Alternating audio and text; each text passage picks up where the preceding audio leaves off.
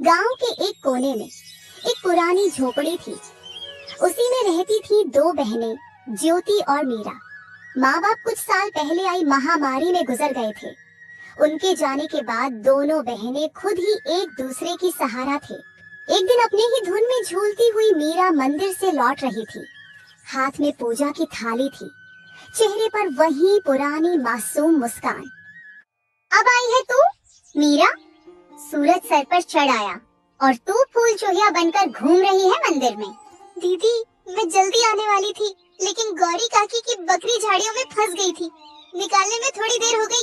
तेरा क्या है, तू तो सबकी मदद करती घूमती रहे, चाहे घर में चूल्हा जले या ना जले। दीदी, आप गुस्सा क्यों करती हो? माँ कहती थी, जो दूसरों के काम आए वही इंसान कहलाता है। माँ अब नहीं है मीरा, और उनके कहे बातों की अब इस दुनिया में कोई मूल्य नहीं रही। अब कोई किसी के लिए कुछ नहीं करता। मीरा चुप हो गई।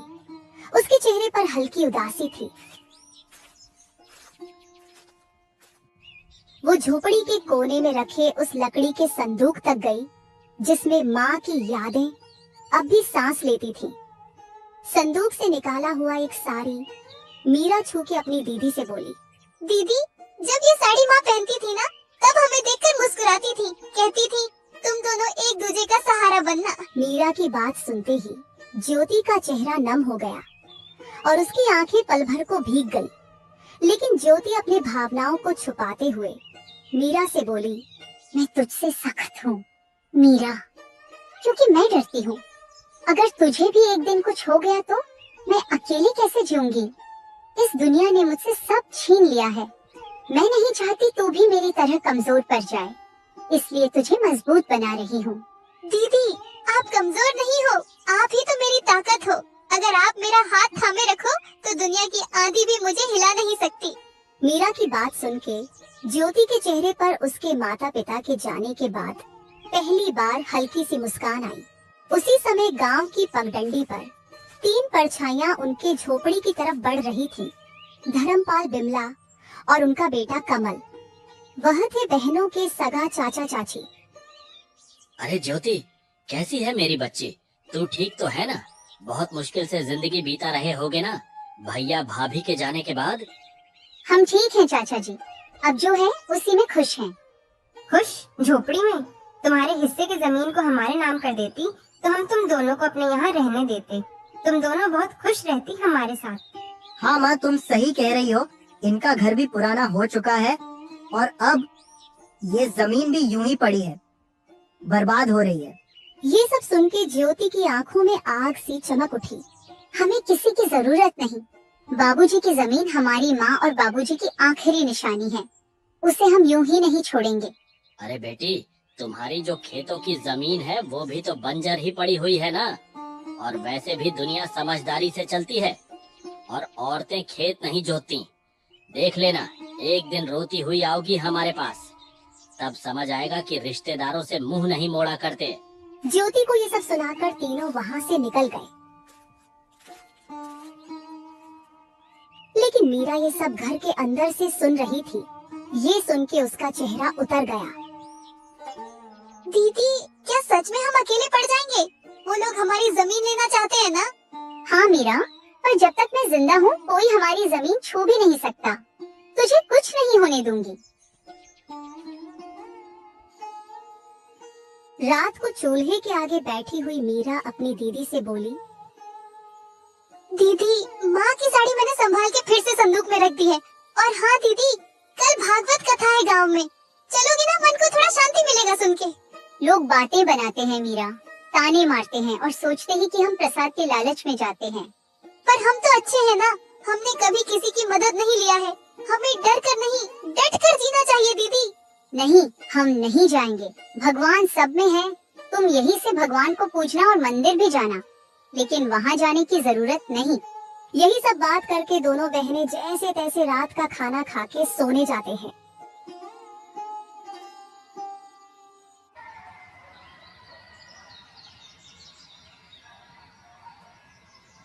अगली सुबह दोनों बहनें अपनी जमीन को देखने जाते हैं, जिसमें दोनों बहनों ने मेहनत करके थोड़ी सी सब्जियां उगाई थी।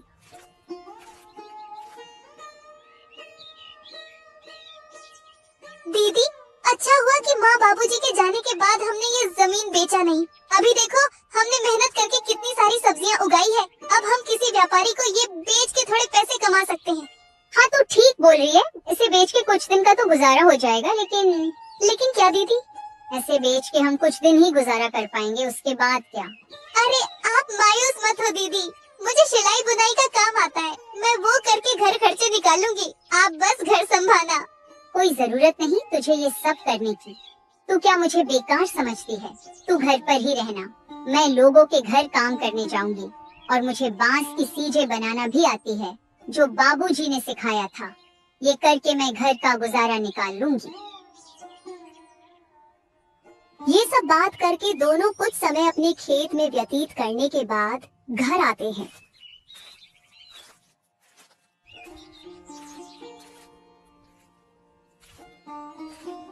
और अपने अपने काम में लग जाते हैं। रात को जब दोनों सोने जाते हैं, तब दोनों बहनें अपनी मुश्किल भरी जीवन के बारे में एक दूसरे से बात करने लगते हैं। दीदी, माँ बाबूजी के बिना ये रातें और भी डरावनी लगती हैं। सब कुछ खाली खाली लगता है ना दीदी? हाँ मीरा, पर अब हम माँ बाबूजी दोनों की जिम्मेदारी निभा रहे हैं। हमें हार नहीं माननी। ये जमीन, ये घर, सब कुछ उनका दिया हुआ है। हमें इसे बचाना है किसी भी कीमत पर। यही सब तो माँ बाबूजी की यादें हैं। ज्योति बहुत ही हिम्मती थी। वह तो किसी से मदद भी नहीं लेना चाहती, लेकिन उसे अपनी बहन को लेके बहुत चिंता होती थी। अगले दिन जब दोनों बहनें खेत पर पहुंची, तो देखा कि जमीन के बीच एक खूंटी गड़ी हुई थी। दीदी, ये जमीन के बीचों बीच खूंटी कौन गाड़ गया? ये तो कल यहाँ नहीं थी, और न ही हमने इसे गाड़ी है। जरूर इसे कोई यहाँ गाड़ गया है। ये जरूर हमारे चाचा चाची का काम होगा, लेकिन ये काम बिना किसी सरकारी आदमी के नहीं होता। इसका मतलब हमारे खेत को ये लोग बांटने की साजिश चला रहे हैं। उसी वक्त दूर से धर्मपाल आता दिखा और उसके साथ बिमला और उनका बेटा कमल भी था। तीनों के चेहरे पर अजीब सी मुस्कान थी। अरे बेटियों, घबरा क्यों रही हो? हम तो बस मदद करना चाहते हैं। तुम्हारे माँ बाप के जाने के बाद जमीन की देखभाल जरूरी है। तुमसे अकेले तो होगा नहीं। चाचा जी, आपकी मदद की जरूरत नहीं है हमें। ये जमीन हमारी माँ बाबूजी की निशानी है। इसे किसी के हवाले नहीं करेंगे। अरे बच्चियों, ऐसे कैसे नहीं दोगे? ये जमीन तो तुम्हारी और हमारी। कमल के दादाजी ने अपने दोनों बेटों को बराबर हिस्सा करके दिया था, लेकिन शायद तुम्हारे पिता अपने आखिरी दिनों में तुमसे ये बात बोलना भूल गए। इतने साल तो हम साथ ही खाए पिए हैं। हम तो तुम्हारे भलाई ही चाहते हैं। अब ये दुश्मनी क्यों? दुश्मनी तब शुरू हुई चाची, जब आपने हमें अकेले समझकर हमारी जमीन पर नजर डाली। और चाची, दुश्मनी तो आप लोग हम दोनों से निकाल रही हो। अरे मीरा, इतनी गरज क्यों रही हो? छोटी हो छोटी बनकर रहो, ऐसे बड़ों के बीच मत बोल, समझी? अरे जाओ, कैसे बड़े लोग जिनकी सोच छोटी होती है, वे उम्र में बड़े होके भी सम्मान के हकदार नहीं होते। मीरा, तो कुछ मत बोल। और हाँ, अब अगर आप लोग हमारे खेत के पास भी आए तो अच्छा नहीं होगा। हम कमजोर दिखते हैं पर डरते नहीं। धर्मपाल ने सबको चुप कराकर कहा। ठीक है बेटियों, हम कुछ नहीं कहेंगे, लेकिन कानून अपना काम करेगा। जब जमीन के सरकारी कागजात आएंगे तो देख लेना। जब तुम्हारे नाम नहीं निकलेंगे तो खुद समझ जाओगी कि जमीन किसकी है। तीनों वहाँ से चले गए। ज्योति और मीरा कुछ देर तक खामोश खड़ी रहीं। दीदी, क्या वो सच में कागज बदलवा सकते हैं? कुछ भी कर सकते हैं मीरा। लालच में आदमी अंधा हो जाता है। हमें किसी पे भरोसे नहीं करना चाहिए। अब हमें बहुत संभाल के रहना पड़ेगा। उसी दोपहर दोनों बहनें सरपंच के पास पहुंची। चौपाल में गांव वाले बैठे थे और वहां पहले से ही धर्मपाल बैठा हुआ था। सरपंच जी, हम आपके पास न्याय मांगने आए हैं। हमारे चाचा चाची जमीन हड़पना चाहते हैं और शायद पटवारी से मिलकर फर्जी कागज बनवा रहे हैं। हम अनाथ हैं, इसका मतलब ये नहीं कि हम बेबस हैं। हमें अपने माँ बाबूजी की जमीन किसी हाल में नहीं देनी। कृपया आप हमारी मदद करें। धर्मपाल जी, अगर ये सच है तो ये गांव की मर्यादा के खिलाफ है। परिवार के नाम पर ठगी करना यहाँ नहीं चलेगा। सरपंच जी, ये लड़कियां हमें बदनाम कर रही हैं। हम तो बस जमीन की चिंता कर रहे हैं। इन दोनों बच्चियों को क्या पता ये जमीन के बारे में। ये जमीन के बाद तो इनके पिता और मैं ही जानते थे। मेरा भाई तो अब इस दुनिया में नहीं रहा, इसीलिए अब मुझे ही तो सब कुछ देखना पड़ेगा। गांव वालों में फुसफुसाहट होने लगी। हमने इन बच्चियों को बचपन से देखा है, ये झूठ नहीं बोल सकती। धर्मपाल के मुंह में राम, बगल में छुरी। हम सब समझते हैं इसके बारे में। सरपंच ने इस बात को अगले दिन पंचायत में विस्तार से निकालने की बात की और फैसला अगले दिन देने की बात कही। बहनों की आंखों में पहली बार उम्मीद की चमक थी।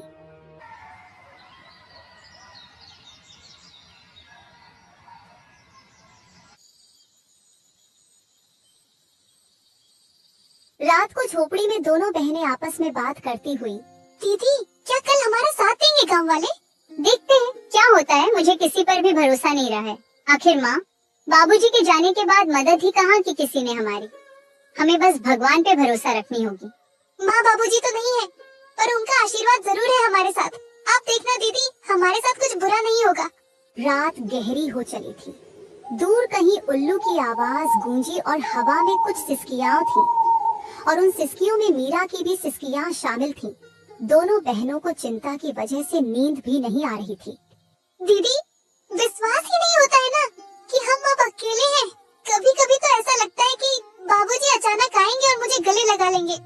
हाँ मीरा, मुझे भी उनकी कमी खटकती है, लेकिन तू चिंता मत कर, मैं हूँ ना।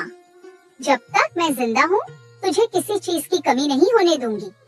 लेकिन दीदी जब माँ बाबूजी गए तब सबने कहा था हम हैं तुम्हारे साथ। फिर धीरे धीरे सब दूर होते गए।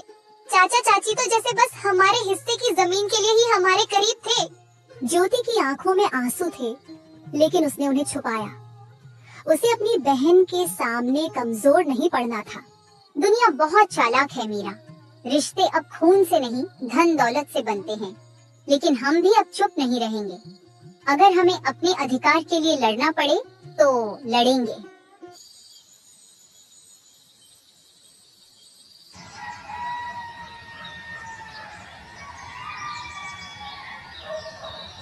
सुबह होते ही गांव में एक अफवाह फैल गई कि धर्मपाल अब पंचायत से कहकर जमीन अपने नाम करवाने की तैयारी कर रहा है। गांव की गलियों में लोग कानाफूसी करने लगे। अरे सुन सुग्गो, धर्मपाल ने तो कमाल कर दिया। अपने ही भाई की बेटियों को बेघर करना चाहता है। हाँ काकी, कैसा रिश्तेदार है, अपने ही भतीजों को बेघर करने में तुला हुआ है। इन बातों की भनक ज्योति को लगी तो वो मीरा को लेकर सीधा सरपंच के वहाँ पहुँची। सरपंच जी, हमें आपसे इंसाफ चाहिए था। मेरे माँ बाबूजी की जमीन पर मेरे चाचा जबरदस्ती का दावा कर रहे हैं और आप लोग उनका साथ दे रहे हैं। मुझे आपसे ये उम्मीद नहीं थी।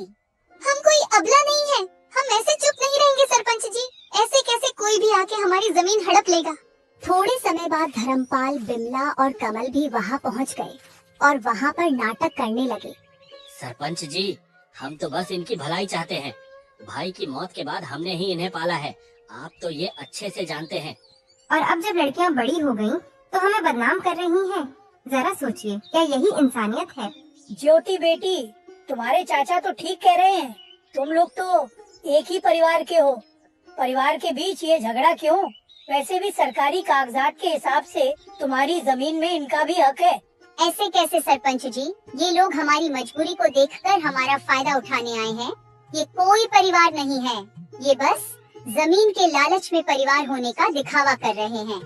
ये सब बात चल ही रही थी कि तभी पटवारी भी वहाँ आ जाता है। हरीश चंद्र की जमीन कानूनी तौर पर सिर्फ उनकी नहीं है, इसमें उनका भाई धर्मपाल का भी हिस्सा है। ऐसे कैसे? तुम लोग तो बस कागजात के बारे में बोल रहे हो, लेकिन क्या सबूत है कि हमारी जमीन का चाचा जी भी हिस्सेदार है? हाँ, ज्योति बेटिया बात तो सही कह रही है।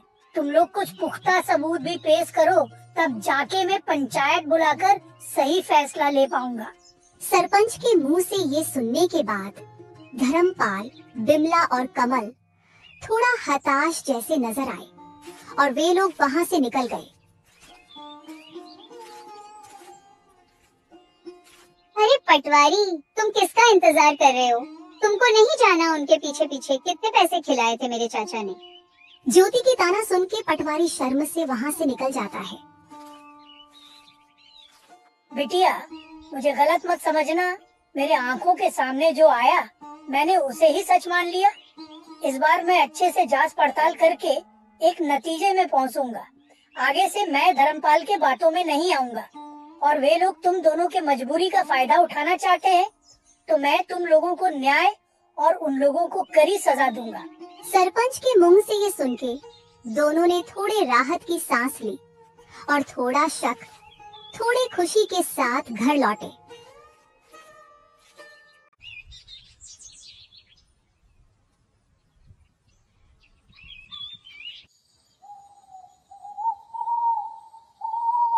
रात होते ही दोनों बहनें फिर से चारपाई में बैठ के बात करने लगते हैं। दीदी, आपको क्या लगता है कि हमारी जमीन हमारे पास रहेगी या फिर हमारे कपटी चाचा चाची को मिलेगी? हाँ मीरा, मैं भी वही सोच रही हूँ। उन लोगों का कोई भरोसा नहीं। वे लोग इतने लालची हैं कि हमारे साथ कुछ भी कर सकते हैं। माँ बाबूजी के जाने के बाद उन लोगों ने अपना असली रंग दिखना शुरू कर दिया है। यही सब चिंता में दोनों बहनों ने मुश्किल से अपनी रात काटी।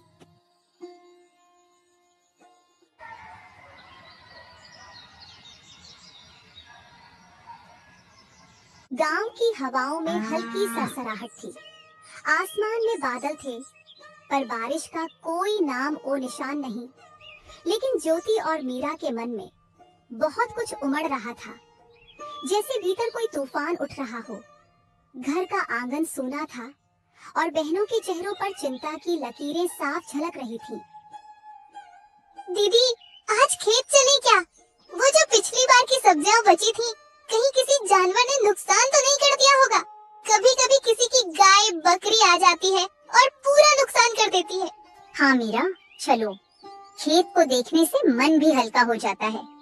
और बाकी बची हुई सब्जियां बेचने के लायक हो गई कि नहीं, साथ में देख लेंगे। लेकिन मुझे एक बात को लेके चिंता है। गाय बकरी का तो पता नहीं, बस कोई इंसान हमारे खेत को नुकसान न पहुंचाए। वैसे भी हमारे अपने ही हमारे जमीन पे बुरी नजर डाले हुए हैं। दोनों बहनें खेत की ओर चल पड़ी। रास्ते में पेड़ों की छाप थी और चिड़िया की सहल पहल।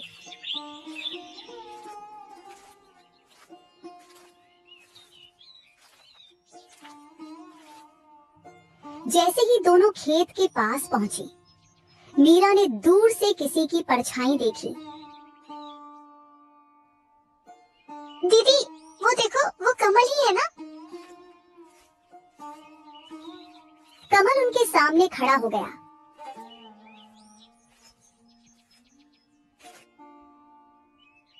आंखों में गुस्सा, चेहरे पर घमंड। वो वहीं दोनों बहनों का रास्ता रोककर उनसे बात करने लगा। बहुत घमंड आ गया है तुम दोनों में।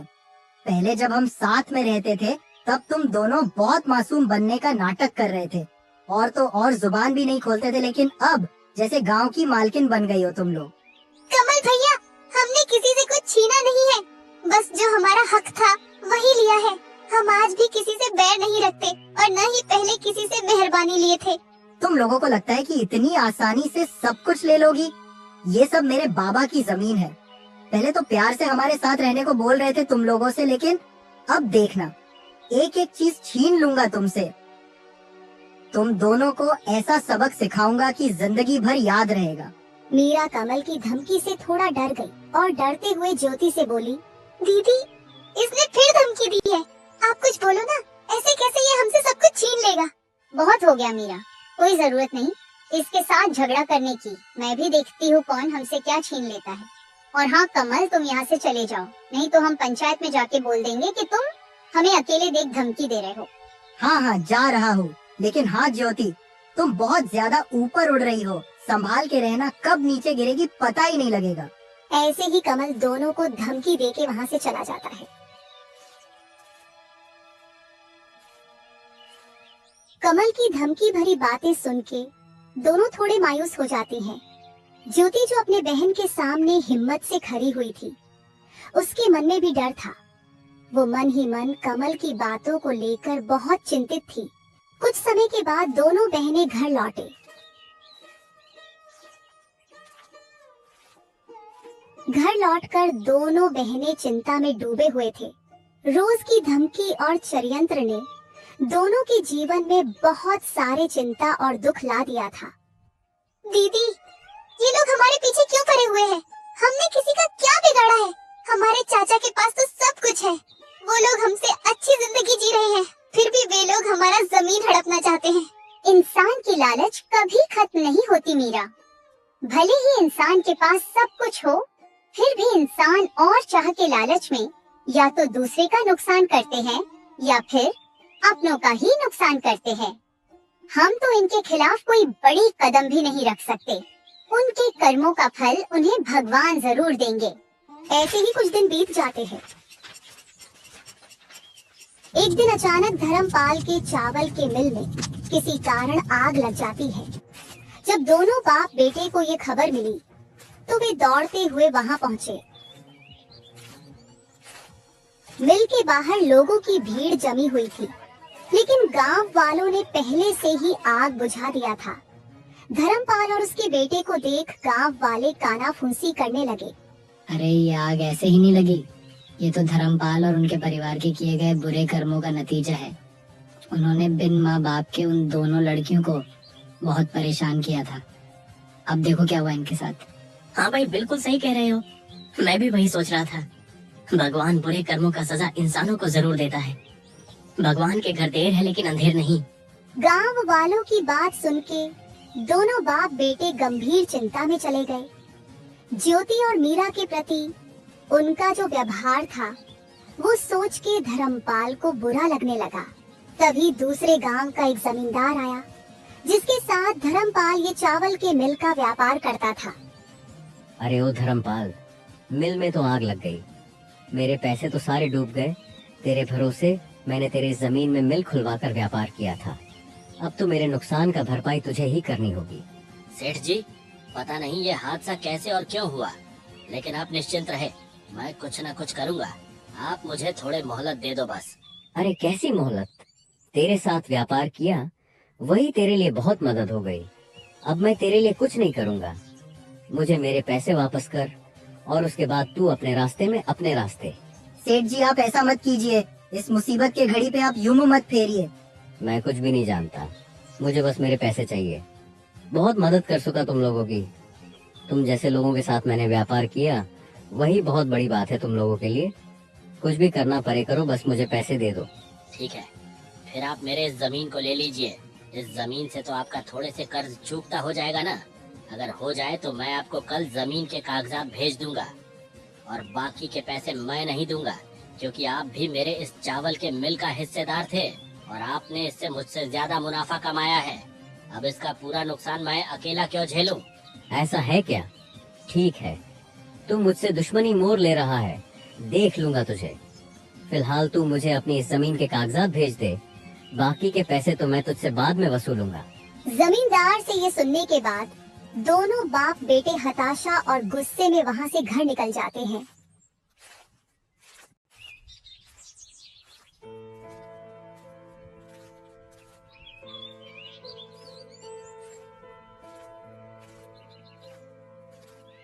घर जाके धर्मपाल अपनी पत्नी से आज के दुखद हादसे के बारे में दुखी मन से बताता है।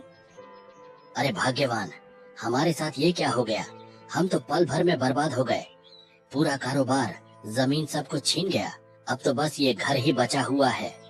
मुझे पता है ये सब भगवान हमारे बुरे कर्मों का फल दिया है हमको। ये जी आप ऐसे मायूस मत हो, कुछ रास्ता होगा। हम ऐसे कैसे बर्बाद हो गए? और हाँ, आप तो वो दूसरे गांव के जमींदार के साथ व्यापार करते थे ना, उनसे मदद मांगिए ना, वो तो कुछ मदद कर देगा। अरे कैसी मदद माँ, वो आदमी मदद करेगा। अरे मदद छोड़ो, उसने हमारे चावल के मिल के जमीन को भी हड़प लिया। अरे ये क्या कह रहा है तू? अगर किसी से मदद नहीं मिला तो हम क्या करेंगे इस मुसीबत के घड़ी में? छोड़ो भाग्यवान, जो हुआ है वो सब अपने ही बुरे कर्मों का नतीजा है। तुम खुद ही सोचो, हमने मेरी दोनों भतीजियों को कितना दुख दिया है, उसी का पाप लगा है हमें। हाँ माँ, बाबूजी बिल्कुल सही कह रहे हैं। हमने पाप किया है, हमें अब इसी दुनिया में पापों का फल भुगतना पड़ेगा। पता नहीं बिना पैसों के अब ये घर कैसे चलेगा। हाँ कमल बेटा, तू सही बोल रहा है। अब हम ये घर कैसे चलाएंगे? हमें तो गांव में कोई मदद भी नहीं करेगा। ज्योति और मीरा के ऊपर किए अन्याय के लिए गांव वाले भी हमसे नाराज हैं। ऐसे तो हम सड़क पे आ जाएंगे। ये सब बात करके तीनों बहुत उदास हो जाते हैं और तभी इस उदासी भरी माहौल में बिमला बोल पड़ती है। ये जी, मेरे मन में एक विचार आया है। क्यों ना हम ज्योति और मीरा के पास जाके उनसे मदद मांगे और साथ में उनसे हाथ जोड़ के माफी भी मांग लेंगे। मदद? कैसी मदद माँ? वे दोनों हमारी कैसे मदद करेंगे? उनके पास तो मदद करने के लिए कुछ भी नहीं है और न ही वे मदद करेंगे। आखिर इतना दुख जो दिया उनको हमने। अरे क्या बोल रही हो तुम? पागल हो गई हो क्या? कितना परेशान किया है उनको। अब किस मुंह से जाऊंगा उनके पास मदद मांगने? और वे तो खुद ही कितनी मुश्किल से जी रहे हैं। हमारी क्या मदद करेंगे वे? अरे आप लोग थोड़े शांत हो जाइए। हम उनसे पहले दिल से हाथ जोड़कर माफी मांगेंगे और उसके बाद हम उनकी जमीन पर खेती करने की इजाजत मांगेंगे और खेती का जो भी मुनाफा होगा उनको भी आधा देंगे और हमारा भी जैसे तैसे गुजारा हो जाएगा। और हाँ, मैं इस बार लालच में नहीं बोल रही हूँ, मैं बुरी परिस्थितियों के चलते बोल रही हूँ। तुम बात तो ठीक ही कर रही हो। हमें तो कोई मदद करेगा नहीं और हमें तो ज्यादा कुछ काम भी नहीं आता। बस थोड़ा खेती बाड़ी जानता हूँ मैं।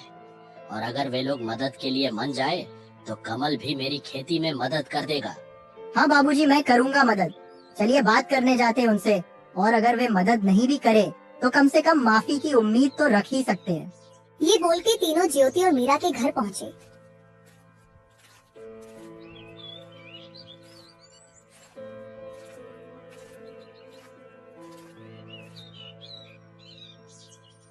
चाचा जी, आप लोग अब यहाँ क्या लेने आए हो? ज्योति बेटी, हमारा चावल के मिल पे आग लग गई है। हम तो पूरा बर्बाद हो गए।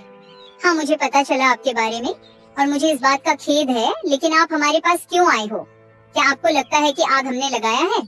नहीं ज्योति, तू हमें गलत समझ रही है। हम तो तुम दोनों से माफी और मदद की आस लेके आए हैं। मदद? कैसी मदद चाची? क्या मदद चाहिए आपको? हम तो खुद ही जैसे तैसे जी रहे हैं और आप किस हक से मदद मांग रहे हो? हम हैं ही कौन आप लोगों के? बिमला ने गिड़गिड़ाते हुए ज्योति और मीरा को सब कुछ बताया और ये सब बात होते समय धर्मपाल और कमल शर्म से अपनी सिर झुका लिया था। मीरा बिमला की बात सुन के बोली, हम मदद करेंगे चाची, जो हुआ सो हुआ। आखिर आप लोग हमारी चाचा चाची है, हम आपके साथ हैं। क्या बोल रही तू मीरा? पागल हो गई है क्या? भूल गई कितना दुख दिया है इन लोगों ने हमें? और हमारे बुरे समय में ये लोग कहाँ थे? अब क्यों मदद करेंगे हम इनकी? ऐसे मत बोलो दीदी। आज माँ बाबूजी होते तो वे भी इन मुसीबत में इनकी मदद करते। और माँ बाबूजी कहा करते थे कि माफी बहुत बड़ी जीत है और माफ करने वाला ही असली विजेता है। फिर भी मीरा, मैं इन लोगों की करतूत नहीं भूलूंगी। मैं मदद करने के लिए तैयार नहीं हूँ। दीदी, आपको मेरी कसम, कृपया आप उनकी मदद कर दीजिए। और वैसे भी इनको हमारे जमीन पे खेती करने देंगे तो हमारी भी बहुत मदद होगी और हम आगे से हंसी खुशी एक साथ रह पाएंगे। मान जाओ ना दीदी, मुझे माँ बाबूजी की कमी बहुत खलती है। इनके साथ होने से मुझे अच्छा लगेगा।